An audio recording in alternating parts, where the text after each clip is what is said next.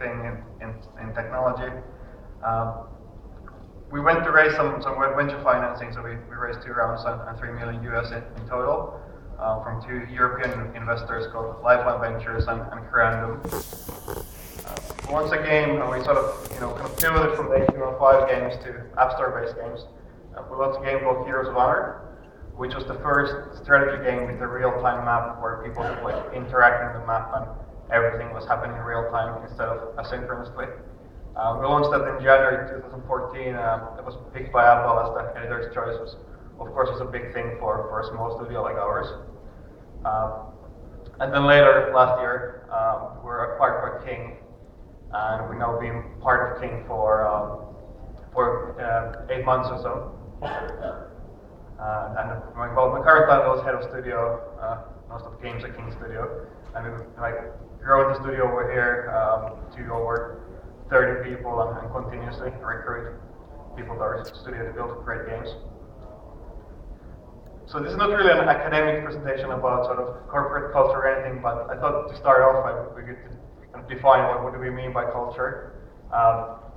And this is like really sort of the first Google answer that I got. I didn't do more research on that. Basically, it's the collection of values, beliefs, and attitudes that characterize a company and guide its practices.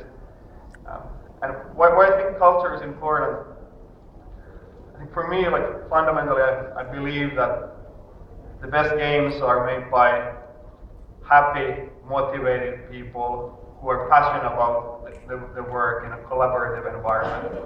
And this is quite different from some other companies because I think everybody wants their work environment to be collaborative. Everybody wants their employees to be happy.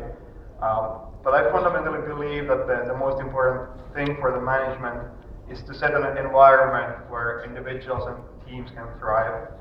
I don't think that the best free-to-play games are sort of coming with like kind of top-down direction or somebody high in there in the management kind of acting like a demigod and figuring out how to make games.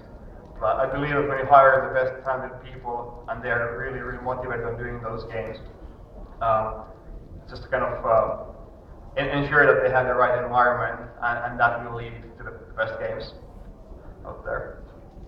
So what are some of the building blocks of the culture that we build at Nonstop Games? And the first one is really having a mission that excites and unites people. I think it's both important that you set a direction for people. So for us, we're clearly being focused on free-to-play games, focused on mobile and tablet. Never done really anything on sort of console or downloadables or PC downloadables or anything like that. But I also think that the best people are not really that motivated by money, but they're motivated by sort of doing something bigger. And I think this is especially true for people in sort of creative arts, like games art. I'm sure maybe in some other industries, maybe like investment banks come to mind. So some people might be more motivated by money. But I think in games, people are like the primary motivation normally is not monetary. Of course, this doesn't mean that you can just like kind of sort of pay peanuts and just like give some pizza every 2 weeks and not pay real salaries. I think people, of course, they earn to have a decent living, and as we know, games can be a very profitable business. So I think that's understandable as well. But I think fundamentally, the most talented people want to do something else in their lives than just sort of earn a livelihood from games. I mean, they have a passion to create great games that are bigger than just like kind of making money.